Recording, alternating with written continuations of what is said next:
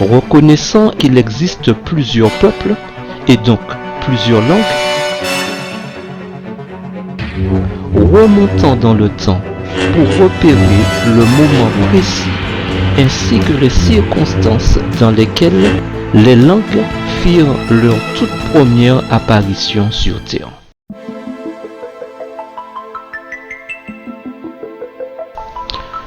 Toute la Terre avait une seule langue et les mêmes mots. Ils se dirent l'un à l'autre: allons, faisons des briques et cuisons-les au feu. Et la brique leur servit de pierre, et le bitume leur servit de ciment. Il dit encore: allons, bâtissons une ville et une tour dont le sommet touche au ciel, et faisons-nous un nom. L'Éternel descendit pour voir la ville et la tour que bâtissaient les fils des hommes. Et l'Éternel dit: voici, ils forment un seul peuple, et ont tous une même langue. Et c'est là ce qu'ils ont entrepris.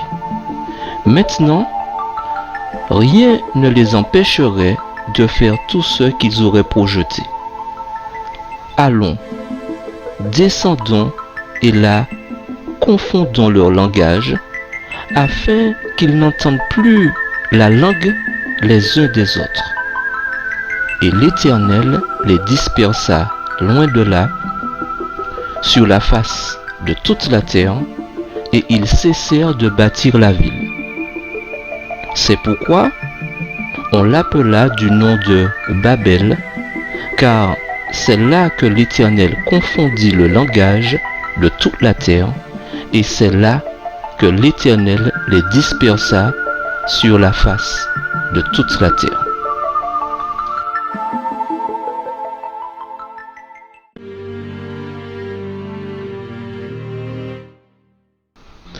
Le récit de la tour de Babel évoque les hautes tours pyramidales,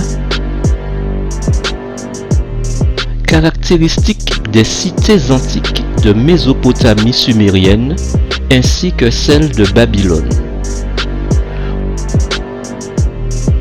Au sommet de chaque ziggoura, comme pour les édifices du même genre, à l'époque, il était pour coutume d'y intégrer un temple dédié au chef des dieux de la cité.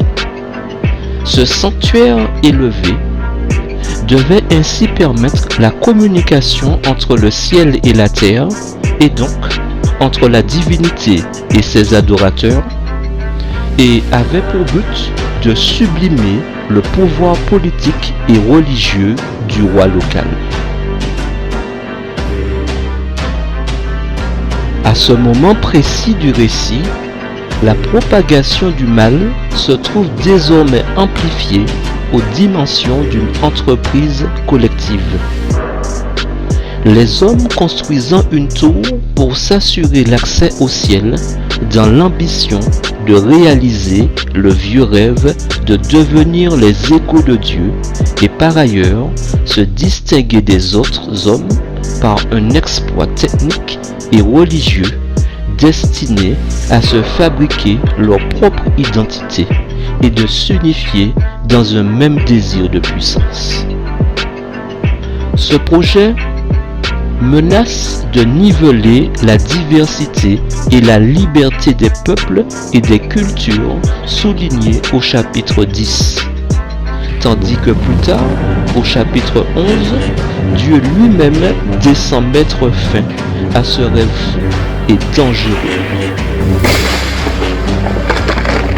En outre, le nom Babel est proche du verbe hébreu signifiant mettre en désordre, mais signifie également porte du Dieu.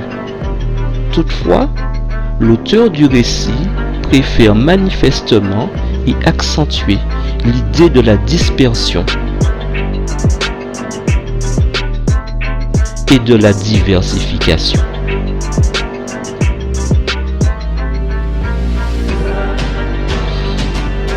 Dès que la terre se repeupla, les hommes reprirent les hostilités contre Dieu et le ciel.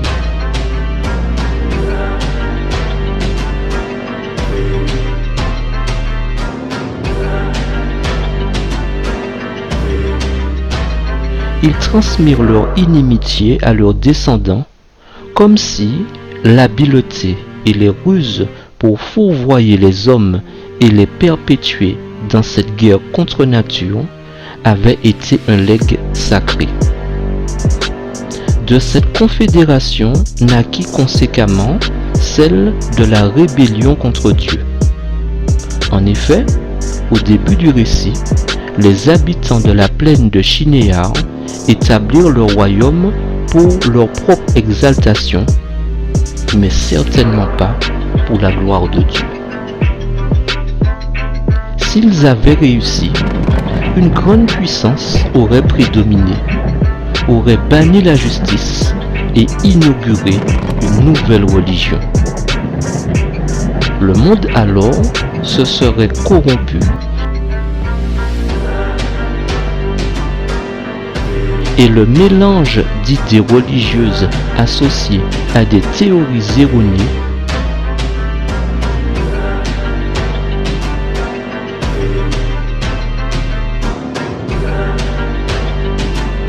aurait fini par fermer la porte de la paix, du bonheur et de la sécurité partout sur terre. Ces hypothèses donc, ces fausses théories menées à bien et perfectionnées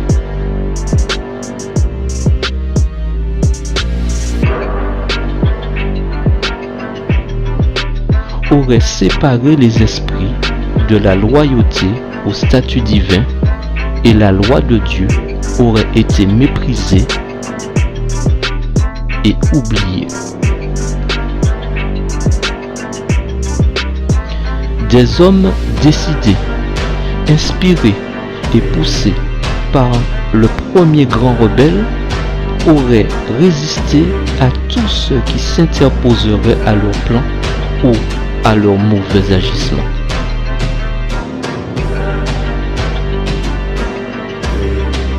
À la place des préceptes divins, ils auraient mis leurs lois imaginées en accord avec les désirs de leurs cœurs égoïstes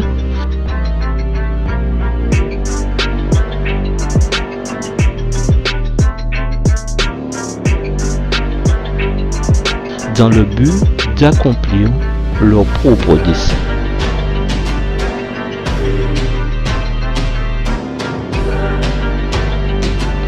Ainsi, a-t-il été rendu manifeste que la recherche de la domination et des honneurs entretenus par le désir secret ou avoué d'accomplir de grandes choses en y engageant sa fierté et son honneur sont loin d'être étrangers à la présomption, à l'estime exagérée et l'amour plus ou moins excessif de soi-même. Défauts qui font que l'on s'accoutume de se persuader de sa propre excellence et aussi du fait que l'on se juge supérieur aux autres. C'est le péché tapi dans les sphères du pouvoir et des décisions en politique et en religion notamment,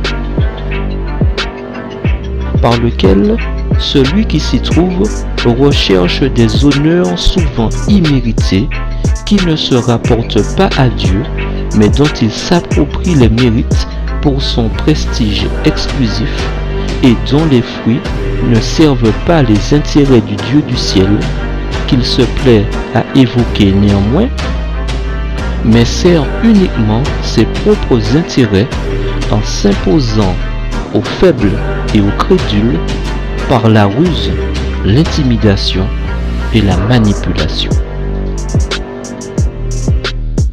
Voilà pourtant ce que dit la Bible concernant de tels agissements.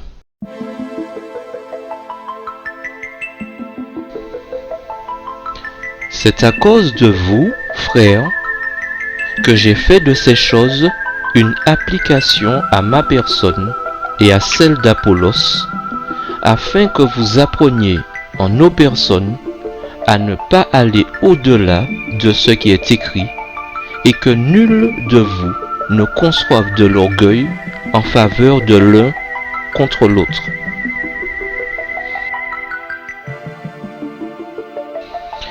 Jésus les appela et leur dit: Vous savez que ceux qu'on regarde comme les chefs des nations les tyrannisent et que les grands les dominent.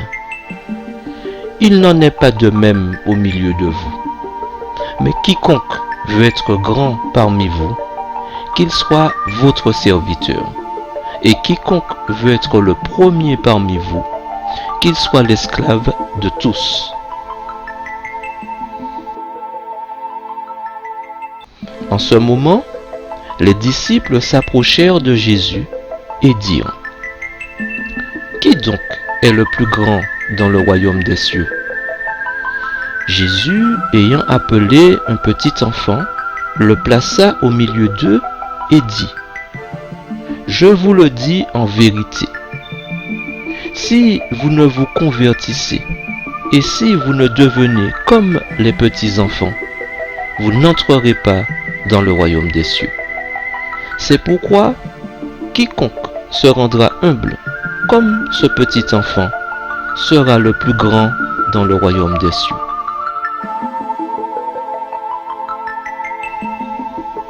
Or, si les prémices sont saintes, la masse l'est aussi. Et si la racine est sainte, les branches le sont aussi. Mais si quelques-unes des branches ont été retranchées, et si toi qui étais un olivier sauvage, tu as été hanté à leur place et rendu participant de la racine et de la graisse de l'olivier, ne te glorifie pas aux dépens de ces branches. Si tu te glorifies, sache que ce n'est pas toi qui portes la racine, mais que c'est la racine qui te porte. Tu diras donc: les branches ont été retranchées, afin que moi, je fusse hanté. Ne t'abandonne pas à l'orgueil, mais crains. Car si Dieu n'a pas épargné les branches naturelles, il ne t'épargnera pas non plus. Considère donc la bonté et la sévérité de Dieu. Sévérité envers ceux qui sont tombés, et bonté envers toi, si tu demeures ferme dans cette bonté. Autrement, tu seras toi aussi retranché.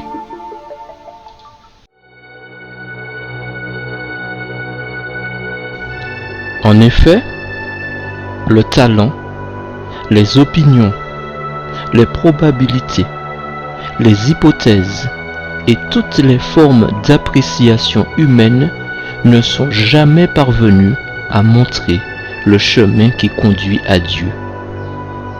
Donc, que les hommes ne manquent jamais de se rappeler qu'ils ont un gouverneur dans les cieux.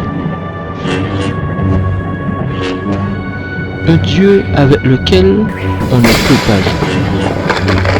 Celui qui force sa raison dans une tentative de s'exalter lui-même et s'illusionner découvrir Dieu, apprendra qu'il aurait mieux valu qu'il reste un humble suppliant devant Dieu, en confessant lui-même n'être qu'un homme faillible